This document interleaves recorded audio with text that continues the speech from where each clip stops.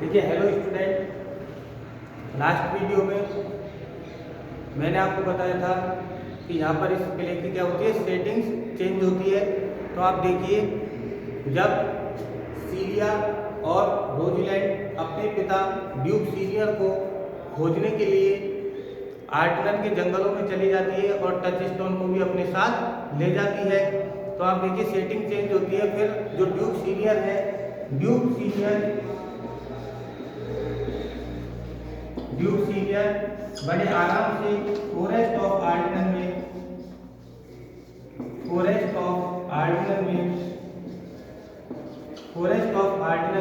शिकार कर रहा होता है। कोई ज़्यादा टेंशन नहीं। देखिए, जिसके ऊपर भार होता है, अगर कोई राजा है तो ऐसा नहीं है कि वो खुशी है, उसके ऊपर पूरे स्टेट का भार होता है, तो वो टेंशन में रहता है। जब ड्यूक फ्रेडरिक ने उसे देश निकाला दे दिया, उसे एक्साइल कर दिया और वो फॉरेस्ट ऑफ आर्टलन में ड्यूक सीनियर आ गया, तो वो बड़े आराम से रहता था, शिकार करता था और अपने कुछ वफादार साथियों को भी अपने साथ ले गया। उनके साथ आराम से मज़े से ज़िंदगी बिता रहा था। और जो उसके साथ जो सब साथी थे वो भी क्या थे, ऑनेस्ट थे, ईमानदार थे। ड्यूक, अब आप देखिए, जब अगर रोजीलैंड अकेली महल से निकल जाती तो ड्यूक फ्रेडरिक को कोई भी फर्क नहीं पड़ता। लेकिन रोजीलैंड के साथ जब सीलिया भी चली गई, सीलिया जो कि कौन थी, ड्यूक फ्रेडरिक की क्या थी, बेटी थी, वो भी उसके साथ चली गई, तो उसे क्या हो गई, थोड़ी क्या पूरी टेंशन हो गई। तो वो जब उसे इस बात का पता चला कि रोजीलैंड मेरी बेटी सीलिया को भी अपने साथ ले गई, तो ड्यूक फ्रेडरिक क्या करता है, गुस्से में ओलिवर को बुलाता है। ड्यूक फ्रेडरिक गुस्से में ओलिवर को बुलाता है, क्योंकि ड्यूक फ्रेडरिक क्या सोचता है कि ऑरलैंडो के साथ दोनों ही निकल गई, रोजीलैंड व सीलिया दोनों ऑरलैंडो के साथ गई।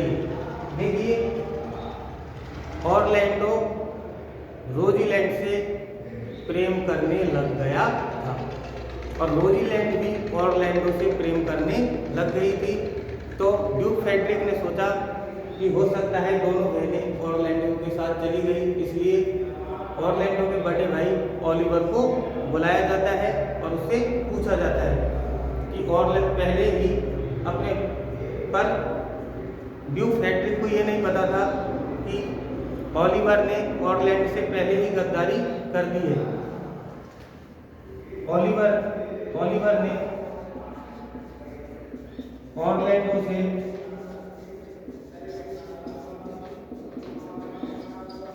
पहले ही गद्दारी कर दी और ये ऑरलैंडो है, ये पहले ही कहाँ पर भाग चुका था, ऑरलैंडो पहले ही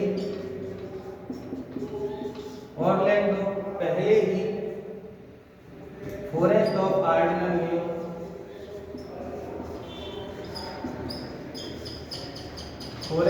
आर्टलन में अपने नौकर एडम के साथ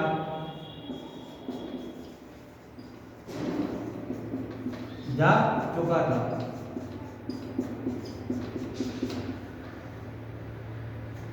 मतलब ऑरलैंडो तो पहले ही फॉरेस्ट ऑफ आर्टलन में जा चुका था, क्योंकि उसे शक था ऑरलैंडो को कि अगर मैं यहाँ पर रुका इसके साथ, मेरे भाई के साथ, तो ये मुझे मार डालेगा। इसलिए ऑरलैंडो अपने नौकर के साथ पहले ही वहाँ से रफू चक्कर हो चुका था।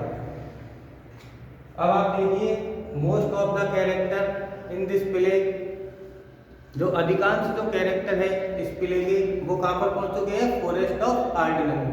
देखिए, Rosalind, Celia, duke senior, Orlando, Adam, Touchstone कहाँ पर है, सब फॉरेस्ट ऑफ आर्टलन में।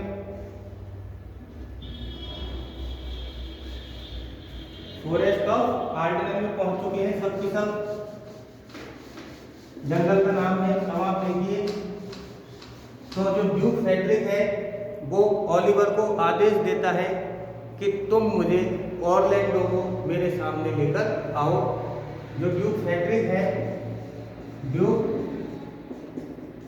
है वो किसको देता है आदेश? ड्यूक फ्रेडरिक आदेश देता है, ड्यूक फ्रेडरिक आदेश देता है, ड्यूक फ्रेडरिक ओलिवर को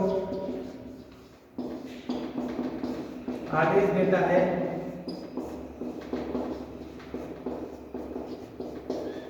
कि तुम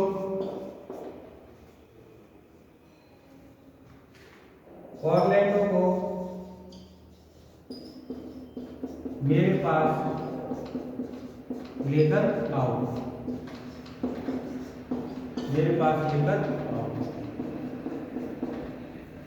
तो ओलिवर भी क्या करता है? फॉरेस्ट ऑफ आर्डिनन में चला जाता है। तो ओलिवर भी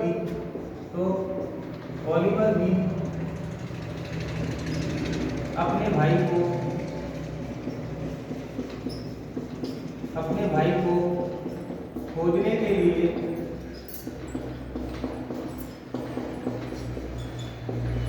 फॉरेस्ट ऑफ आर्डिनन में चला जाता है।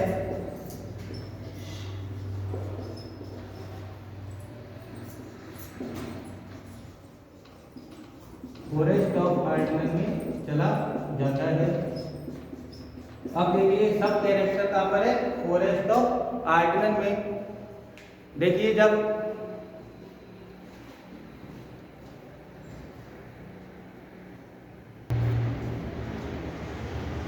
ओलिवर भी फॉरेस्ट ऑफ आर्डिनन में पहुंच जाता है। मैंने आपको बताया रोजीलैंड और सीलिया भी कहां पर पहुंच चुकी है? फॉरेस्ट ऑफ आर्डिनन में, रोजीलैंड के पिता ड्यूक सीनियर को खोजने के लिए। जब रोजीलैंड और सीलिया फॉरेस्ट ऑफ आर्डिनन में पहुंचती है तो उन्हें दो शिपर्ड होते हैं। शिपर्ड कौन? गंडरिये, जो वहां पर अपने जानवरों को चराया करते हैं, भेड़ वगैरह को चराया करते हैं। देखिए आप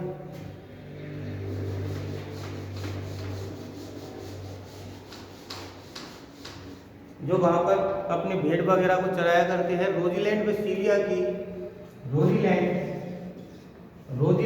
और सीलिया की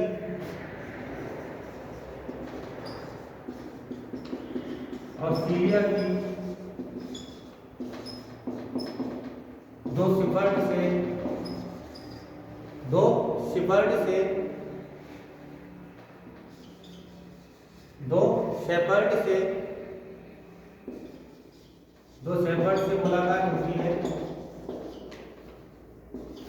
मुलाकात होती है।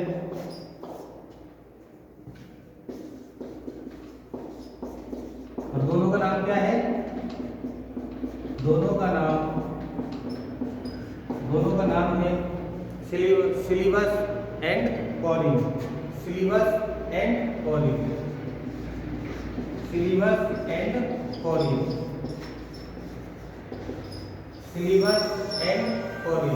देखिए कौन है? टू शेफर्ड, दो गंडरिये हैं, भेड़ चराने वाले हैं।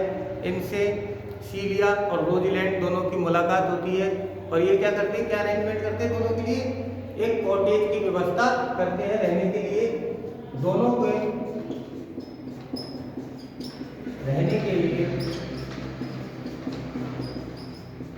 एक कॉटेज की व्यवस्था करते हैं।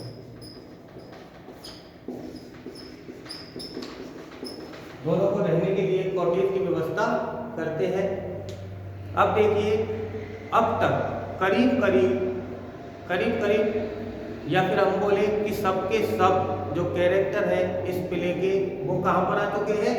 फॉरेस्ट ऑफ आर्डिनन में आ चुके हैं। अब देखिए आप देखिए ऑरलैंडो भी वहीं पर है अपने नौकर के साथ, एडम के साथ। तो आप देखिए ड्यूक सीनियर जो कि रोजीलैंड का पिता है, ड्यूक सीनियर रोजीलैंड का पिता है, अपने साथियों के साथ विद हिज कंपेनियन, अपने साथियों के साथ जंगल में बैठकर बड़े आराम से भोजन कर रहा है। शिकार करता है, भोजन करता है, काम ही उसके पास केवल यही है, शिकार करना और भोजन करना, और कोई जिम्मेदारी उसके सर पर नहीं है। ड्यूक सीनियर अपने साथियों के साथ आराम से भोजन कर रहा होता है। तभी ऑरलैंडो और उसका जो नौकर है एडम वहाँ से निकल रहे होते हैं और एडम जो कि बूढ़ा है और उसका नौकर है और बूढ़ा है, उसको बहुत तेज भूख लग जाती है। किसको? एडम को। तो वो ऑरलैंडो से खाने के लिए बोलता है, ऑरलैंडो से खाने के लिए बोलता है।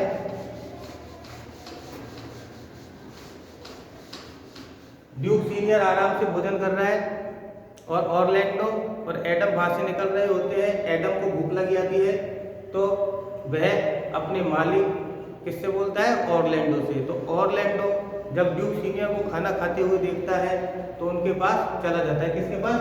ड्यूक सीनियर के पास। ड्यूक सीनियर के पास ऑरलैंडो अपने नौकर के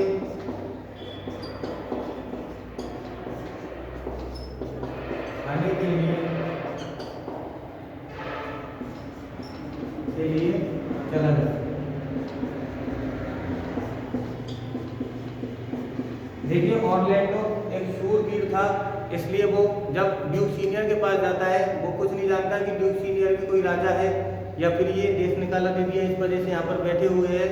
वो अपने साथियों के साथ मजे से खाना खा रहा था। तो ऑरलैंडो ने सोचा ये कोई जंगली है, तो वो अपनी तलवार निकालकर उन पर हमला करके वो खाना छीनना चाहता था। लेकिन ड्यूक सीनियर जो कि एक भला और नेक राजा था, उसने बोला आपको अगर खाना ही चाहिए तो आप हमारे साथ बैठकर आराम से खा सकते हो। तो फिर जो ऑरलैंडो था वो ड्यूक सीनियर से बोलता है कि मुझे माफ़ कीजिए, मैंने आपको कोई जंगली इंसान समझा था, इस वजह से मैंने तलवार निकाली थी। उन्होंने सबने आराम से खाना खाया। फिर देखिए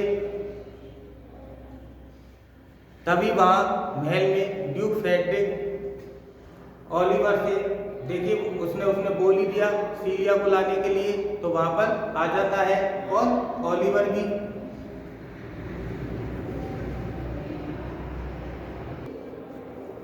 अब आप देखिए ओलिवर भी वहाँ पर आ जाता है। दूसरी तरफ ऑरलैंडो, देखिए मैंने आपको बताया था ऑरलैंडो रोजीलैंड से बहुत प्यार करता था रोजीलैंड से। और जब वो बहुत उससे प्यार करता था तो ऑरलैंडो क्या कर रहा है? फॉरेस्ट ऑफ आर्डेनन में है।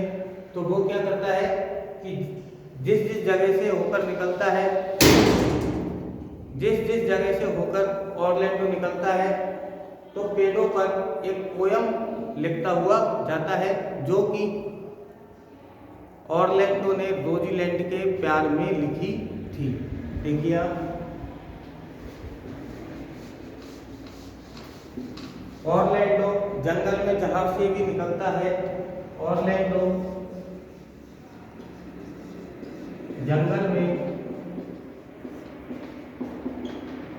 जहां से भी निकलता है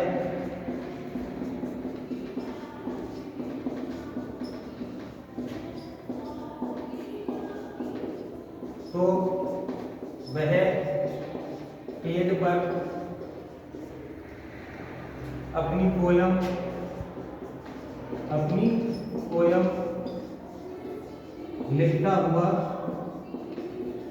लिखता हुआ जाता है,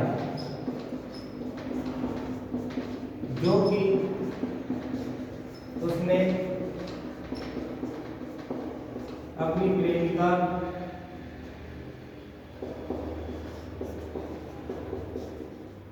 प्रेमिका रोजीलैंड के लिए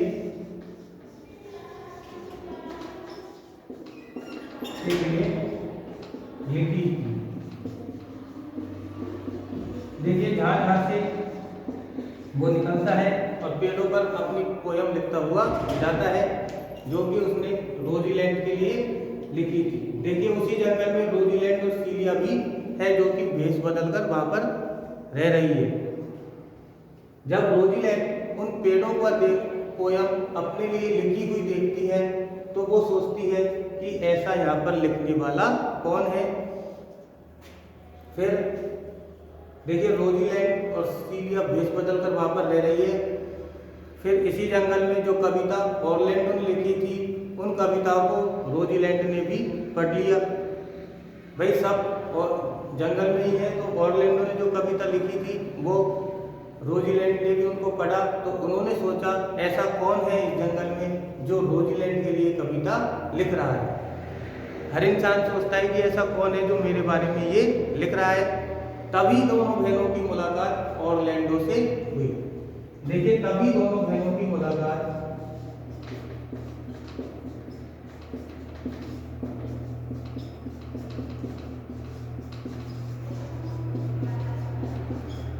ऑरलैंडो से हो जाती है। तभी दोनों बहनों की मुलाकात ऑरलैंडो से हो जाती है। दोनों बहनों की मुलाकात ऑरलैंडो से हो जाती है तो दोनों बहनें तो पहचान जाती है कि ये कौन है, ऑरलैंडो। लेकिन ऑरलैंडो उन दोनों बहनों को नहीं पहचान पाता है, क्योंकि मैंने आपको बताया था दोनों वहाँ पर कैसे रह रही है, भेष बदलकर रह रही है। ऑरलैंडो उन्हें नहीं पहचान पाता, लेकिन रोजीलैंड प्रिस्किला ऑरलैंडो को पहचान जाती है और उनको पता लग जाता है कि ये पेड़ों पर जो कविता ऑरलैंडो ने ही रोजीलैंड के लिए लिखी है, ऑरलैंडो ने ही रोजीलैंड के लिए लिखी है। देखिए तब क्या होता है, उनको पता लग जाता है कि ऑरलैंडो है और इसी ने ही ये पेड़ों पर ये कविताएं लिखी है। तो दोनों बहनें ऑरलैंडो को अपने कॉटेज पर बुलाती है। जो सिलिबस और कॉरिन ने जो अरेंजमेंट की थी झोपड़ी की, उस पर दोनों बहनें ऑरलैंडो को बुलाती है और वो दोनों, उनके अंदर ईगरनेस होती है, दोनों पूछती है कि आप रोजीलैंड से कितना प्यार करते हो। तो ऑरलैंडो बताता है कि मैं रोजीलैंड को मेरी जान से भी ज़्यादा प्यार करता हूँ। अब आप देखिए तब यहाँ पर दोनों बहनें डेली ऑरलैंडो से मिलती है, दोनों की बात होती है। लेकिन ऑरलैंडो को तो वो दोनों बहनें जानती है, लेकिन ऑरलैंडो उनको नहीं पहचान पाता है। इसी प्रकार एक शाम कॉटेज पे से रोजीलैंड और सीलिया से मिलकर ऑरलैंडो वापस अपने नौकर के पास या अपने घर वापस आ रहा होता है। तो वो रास्ते में देखता है एक शेर अपने नीचे एक इंसान को लिए हुए पड़ा है। तो और वो ऐसे लिए हुए पड़ा था कि वो उसे मार ही डालने वाला था। देखिए ऑरलैंडो एक बहादुर इंसान था, तो वो देखता है और उस इंसान को बचा लेता है और उस शेर को मार देता है। तब वो देखता है कि जिस इंसान को उसने बचाया था वो तो उसका भाई कौन था, ओलिवर ही था। ओलिवर ही था वो जिसको ऑरलैंडो बचाता है।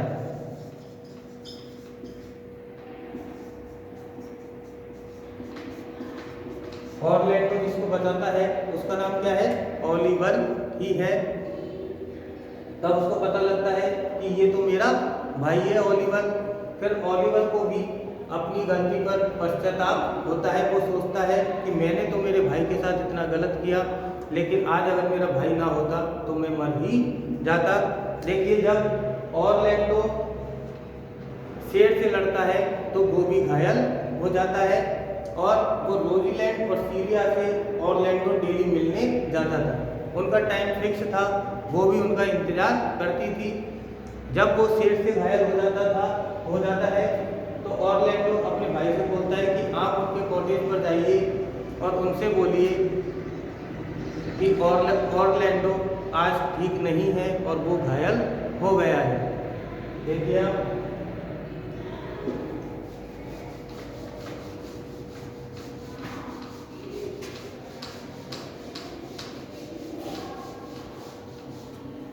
ऑरलैंडो ओलिवर से बोलता है कि आज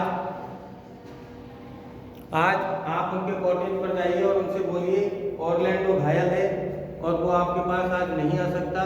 तो ओलिवर चला जाता है और एज इट इज उनसे बोल देता है। जब ऑरलैंडो के लिए रोजीलैंड ऐसा सुनती है तो वो डर जाती है वो बहुत घबरा जाती है ऑरलैंडो और रोजीलैंड। तभी देखिए उनका भाई ओलिवर है, उसकी मुलाकात किससे हो जाती है? सीलिया से हो जाती है।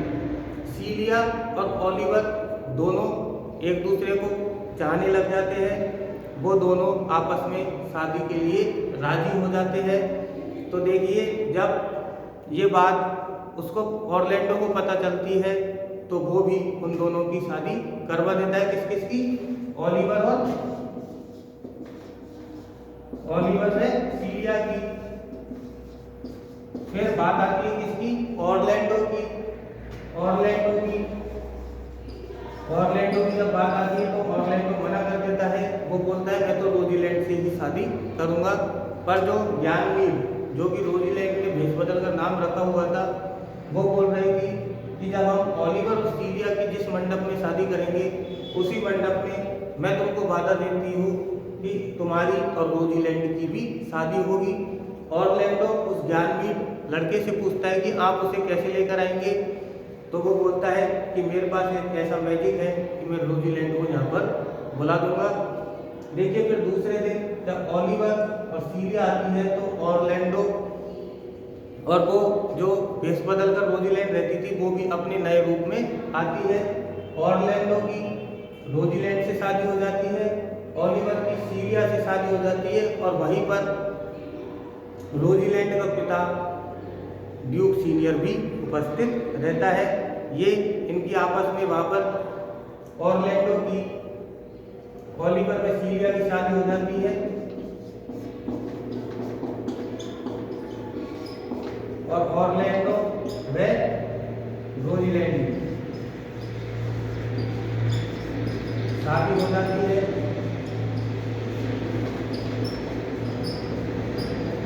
और वहीं पर ड्यूक सीनियर भी होता है।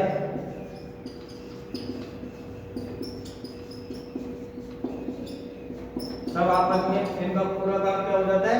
हंसी खुशी से हो जाता है। ड्यूक सीनियर भी रोजीलैंड को आशीर्वाद दे देता है कि ये एक अच्छा साथी है तुम्हारे लिए। कौन? ऑरलैंडो एक अच्छा साथी है तुम्हारे लिए, तुम आराम से इससे शादी कर सकती हो। अब ऐसा काम होने के बाद ड्यूक फ्रेडरिक की तरफ से इनको एक सूचना मिलती है कि उनका मन परिवर्तन हो चुका है। किसका मन परिवर्तन हो चुका है? देखिए ये पूरा काम हो गया। ओलिवर की सीलिया से शादी हो गई, ऑरलैंडो की रोजीलैंड से शादी हो गई, ड्यूक सीनियर भी अपनी बेटी के पक्ष में है, उसको भी कोई दिक्कत नहीं है, ऑरलैंडो एक अच्छा इंसान है। ये पूरा काम खत्म हो गया। इसी बीच उनके देश से ड्यूक फ्रेडरिक की तरफ से सूचना आती है कि उनका मन परिवर्तन हो गया। ड्यूक फ्रेडरिक का क्या हो गया? मन परिवर्तन हो गया। ड्यूक फ्रेडरिक का मन परिवर्तन हो गया।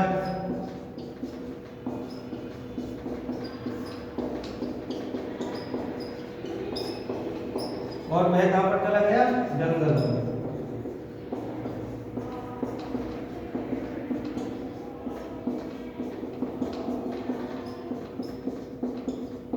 और उसने राज्य छोड़ दिया।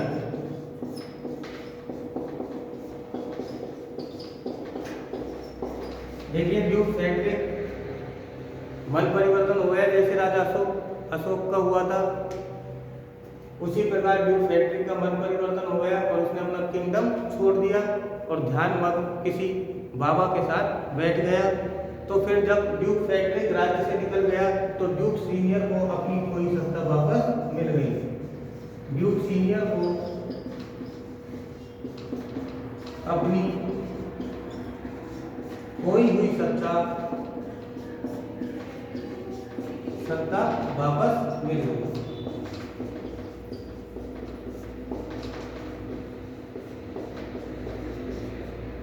देखिए ये था पूरा प्ले। ड्यूक सीनियर अपने सब बच्चों के साथ फ्रेडरिक, ओलिवर, सीलिया के साथ वापस अपने देश में चला जाता है और एक हैप्पी लाइफ उनकी जीते हैं। ये हुई थी यहाँ पर पूरे प्ले की बात। अब अपन अगर नेक्स्ट वीडियो में इनके जो मोस्ट कैरेक्टर हैं इनके एक एक के बारे में मैं आपको लिखाऊंगा। Okay, thank you.